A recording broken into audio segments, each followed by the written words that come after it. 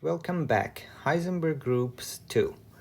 I already had planned to continue the properties of Heisenberg Group by naming my previous title Heisenberg Group 1, but I got extra motivation from the fact that it got a lot of views, and I thought maybe people actually want to hear more about this stuff. So today I'm going to give a quick recap of what it was and its basic properties, add some to those properties, and then give hopefully convincing examples of why the geometry of this group is quite interesting. Before I forget though, I want to introduce you to this amazing YouTube channel by Enrico Ledone. He's one of the greatest mathematicians of today, and he has generously provided some videos on the topic of Heisenberg groups and sub-Riemannian geometry in general. His videos are quite advanced and fun. Here you see this flatness of the unit ball, I mean the Heisenberg group balls that I had mentioned in my previous video. And the planes in the background you see are those horizontal special 2D subspaces that were used to construct the metric. So make sure you check this out and probably subscribe to his channel as well.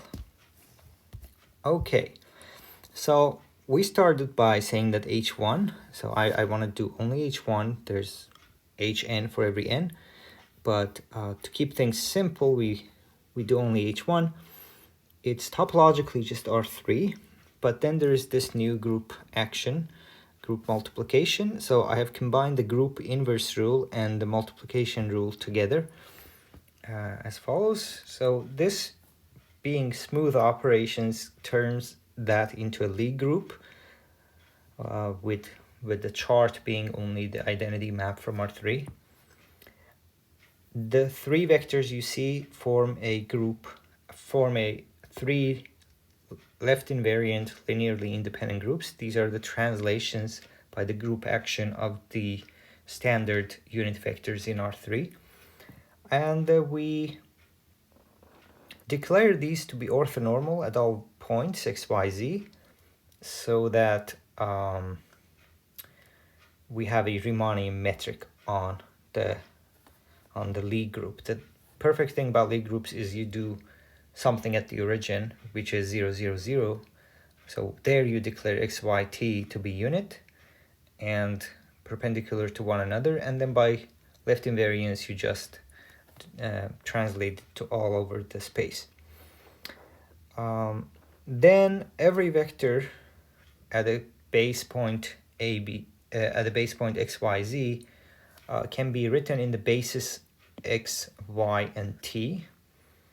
The only thing that changes is the coefficient of the third component, because the vector t does not have any partial x or partial y components, and also x and y themselves don't mix partial y and partial x parts. So because of that, a and b actually remain the same in rewriting the vector. Only the last one changes in a computable manner. We call a vector horizontal if this last component is 0, which means that the vector is in the span of the two vectors capital X and capital Y. Therefore, the span of these, which form a plane in R3, is called the horizontal plane. And notice that it changes, it rotates as we change the basis. So x, y, and t, when we say x, y, and t, we implicitly mean at a fixed point, at a fixed base. So unlike the usual Euclidean space, you cannot simply identify x of some point with x at a very different point by parallel transportation. This is just left invariance thing. So these are pretty different from the usual R3 point of view. But from the Lie group structure, x is the same everywhere. Anyway, and this thing I had not mentioned, a vector v will be horizontal if and only if the action of the one form alpha on that vanishes, because the action of alpha on v is exactly the c tilde. And this one form has, I mean, it's a nice way of summarizing that information of horizontality, and also when you work with functions and maps from H1 or into H1, working with forms in differential geometry is a convenient way of doing stuff. Okay, so with this notion of horizontality defined, we can talk about horizontal curves.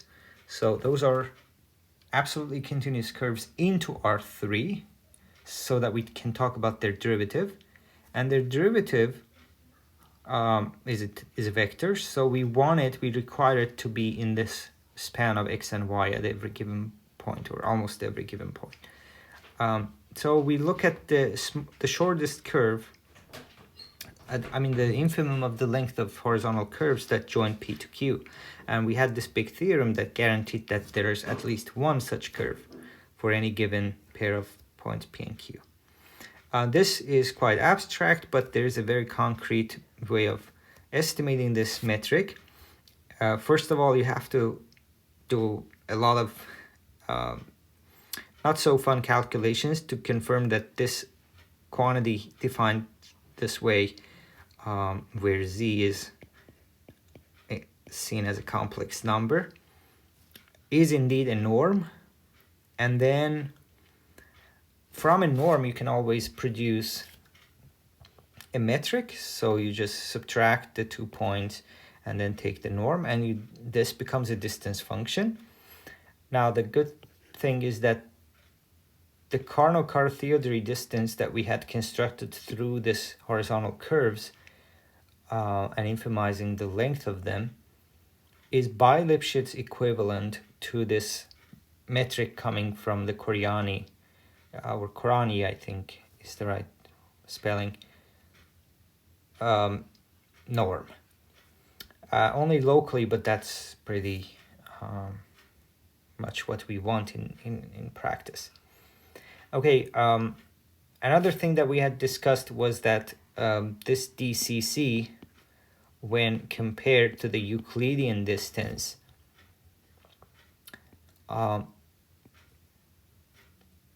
it's longer than the Euclidean distance, which is not surprising because Euclidean distance is the infimum of the length of curves that connect P to Q. For DCC, we take the same infimum, but over a smaller collection of curves. So that is there, but then there is also the upper bound of, so just put C inverse to take care of scalings and things, and this is P minus Q. So with P minus Q, I mean the Euclidean norm in R3 to 1/2. So locally this is also true. In particular, we saw that on the t-axis, when you go between this point and this point, if this distance is about t, then in the Euclidean sense, in the DC distance, this will be about square root of t, which is a much, much bigger quantity than t when t is small. Square root of t is a much bigger number than t for small t. You can see by dividing them. And this makes t-axis look like r1 with the distance square root of x minus y. And we had seen this before in discussion of curves and rectifiable curves in spaces. And this distance makes the t-axis to actually have Hausdorff dimension not 1 but 2, and that can be seen because when you cover it by some stuff, this square root requires you to raise it to power 2 to get finite values. So that's the the basic reason why the Hausdorff dimension becomes 2, because of the square root in the distance function. So just the one-dimensional from the Euclidean world t-axis, this has Hausdorff dimension 2 now. And here, let's say we have one dimension in the other directions, so it's reasonable, I mean, it's imaginable that the full Heisenberg group will have dimension 4, while its topological dimension is 3 because it's homeomorphic to R3, and topological dimension, whatever it is, has to be invariant under homeomorphism. And that's the first indication that this space is quite different from a Euclidean, from any Euclidean space. So it's H1 is neither R3 nor R4, because just the dimension of, for Euclidean spaces, the two dimensions match. Okay, so what is some new structures on this group that I want to mention? One quite useful and simple fact is the existence of scalings, one parameter group of scalings.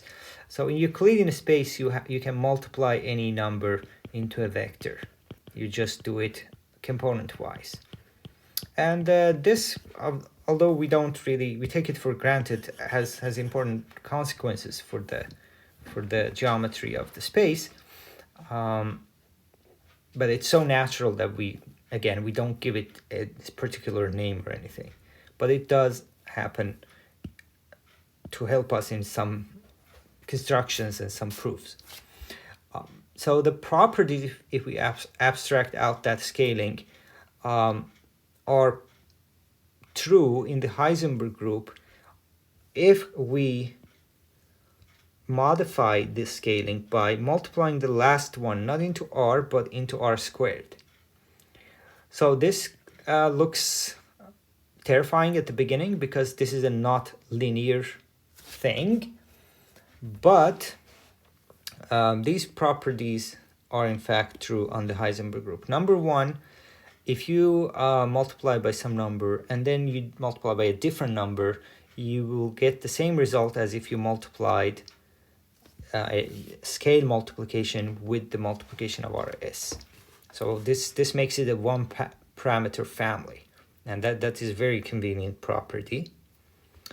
The inverse, I think from this you can actually prove this one, that the inverse of this operator, by the way, it's a one-to-one surjective map between H1, and it's a group homomorphism that means if delta R of PQ will be delta R of P separately, delta R of Q separately, and then you do group multiplication. So all these are group multiplications. Maybe this is property 0 before A. Another important property is that the distances, oh, I have dropped this, that's a typo. So the distances scale under this, just like in Euclidean space, where you have this distance, and if this is the origin, you scale them down, say by the r, but the r doesn't have to be smaller than 1, but this distance will be just r this distance will be r times the previous one. And that is true also in this Heisenberg group, with this, of course, modified multiplication. And finally, we can regard delta r as a map from R3 to R3, and that's a linear map when r is fixed, with the determinant r to 4. So this happens sometimes when you want the Jacobian of this operator. Okay. Finally, there is this notion of Haar measure on Lie groups. It's nothing other than a measure that is left invariant in a suitable sense, which is easy to guess. It happens that on H1, the Beck measure on R3 is the Haar measure. Of course, Haar measures are not unique, but they are unique up to scalar factors, like multiplying by 3. So basically, the Haar measure is the Lebesgue measure on R3, and that is again some good news, that at least we don't have to worry about measure. So if you want to measure some set in H1, just forget that you are in H1 and think of it as a set sitting in R3 and apply the Lebesgue measure. So measurable sets are the same as measurable sets for the Lebesgue measure and whatnot. Okay, so far again, just for the instruction and basic properties, but there were many things to choose from, but I want to probably give you my favorite ones. Some results about Heisenberg groups that illustrate further that these are quite different metric spaces than Euclidean spaces. Okay, so here we go with fact 1. There exists a by Lipschitz embedding of S1, the unit sphere, circle, into H1, and that is probably not surprising because, okay, you have the circle sitting in R2, and then you want to map it with some f into R3. Ultimately H1 is just R3. Okay, let's say, I don't know how to draw this, but okay, imagine it comes from behind and then connects here. Okay, and then f is by Lipschitz in the, of course, this, when we say H1, we imply this Karnakhar theater distance. Okay, that shouldn't be too surprising because S1 is a one-dimensional object. You are putting it into R3, and as H1, it has even Hausdorff dimension 4, so it's no surprise. The surprising part is the following. This map has no Lipschitz. We are even being generous by dropping the by Lipschitz. So it has no Lipschitz extension to interior of the circle, to the ball. So that means there is no way you can define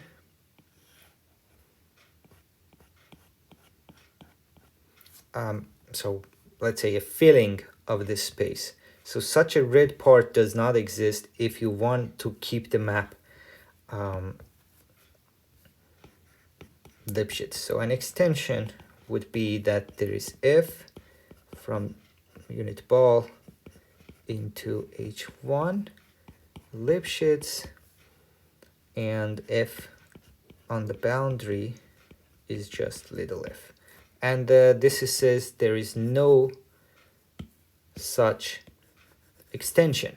And that becomes the surprising part, because now you're saying, okay, you have three-dimensional topological, four-dimension Hausdorff, and ball has dimension 2, both topologically and Hausdorff, but still something is preventing you to map into H1. Fancier ways of saying these are that there are no, this space is purely too unrectifiable. In other words, if you map from a 2D set into H1, you cannot pick up measure, positive H2 measure. So you basically have like constant maps, degenerate maps, or maps that map into a line or something like that. And why this happens is philosophically for the reason that the distances in H1, the vertical distances are controlled by what happens on the x and y directions. So the horizontal, what happens in the horizontal plane directions restricts what map does on the vertical directions. And this happens again and again, and also how how strongly is this restriction is usually a matter of a subtle matter. So I think there are still open questions even on H1, and philosophically the question is based on to what degree does knowing the map's behavior on horizontal direction determine and restrict the behavior of the map on the other directions. So this was going from a Euclidean space into H1. Another fact, this was from 2016 in a paper by Balog and others, that there exists a subset of H1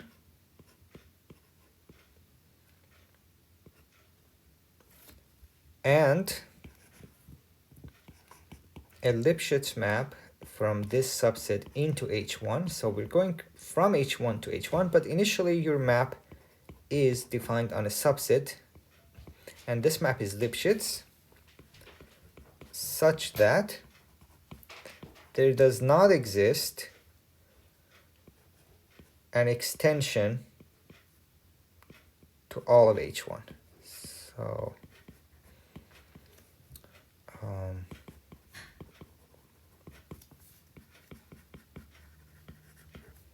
the extension problems are very natural and basic questions in geometry, and this is in stark contrast to what happens in Euclidean world, where we have McShane and Kearse-Brown extension theorems, which basically say that if your target is R or Rm, you can always extend any map, any Lipschitz map defined on a subset of even a metric space. And so here this is quite surprising. So this is but maybe not that surprising given the previous example. So indeed, the way they construct this example, again, not completely accurately, but philosophically what they do is they define on the surface of, say, the sphere, a map Lipschitz, again onto the sphere, which reverses orientation.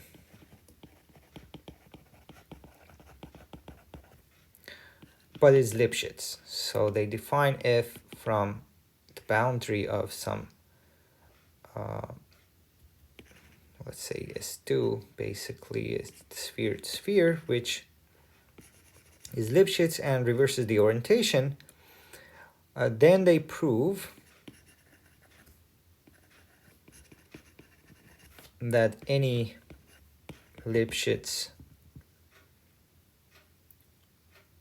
F from all of H1 to H1 is sense preserving, and this would mean that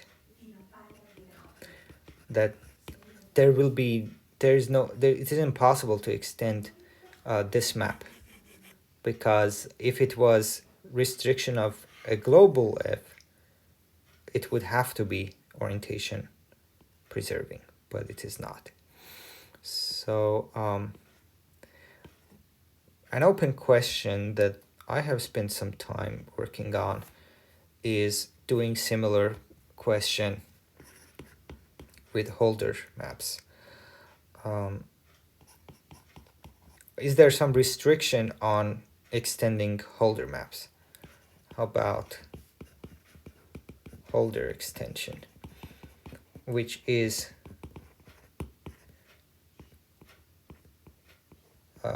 stated very similarly. You have a subset and a Holder map of Holder extension, I mean Holder exponent alpha, and you ask, is there an extension that retains Holder continuity? And then this most probably will have some threshold. So like you expect it not to be difficult to extend when alpha is closer to 1, because alpha 1 is the Lipschitz class. So we know for alpha equal 1, the answer is negative. How about alpha 1 minus epsilon? And what is the optimal epsilon that this happens? So as you can see, there is a lot of things quite simple that we don't know the answer to yet about Heisenberg groups. Of course, I'm just picking my very favorite ones, and there are many more directions and aspects to Heisenberg group given the rich structure that they have. I'm not at all talking about their geometric and algebraic properties, just to bear in mind. One last thing, maybe, so that you can find relevant literature about this.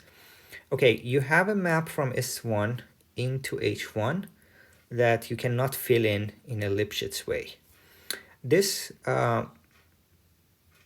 means that the first Lipschitz homotopy group of H1 is not trivial. It's other than empty. The usual homotopy groups would be trivial because you're mapping into R3 topologically, and every map can be filled because the homotopy groups of Euclidean space R3 is trivial. But when you require the extension to be Lipschitz, then you see the answer is non-trivial. So here we have an embedding of S1 that cannot be extended in a Lipschitz way to the interiors. So this means that it's non-empty. And the Lipschitz homotopy groups of Heisenberg groups for instead of H1 having Hn have been an active area of research. Some questions are known and are answered, have been answered, but others are still open.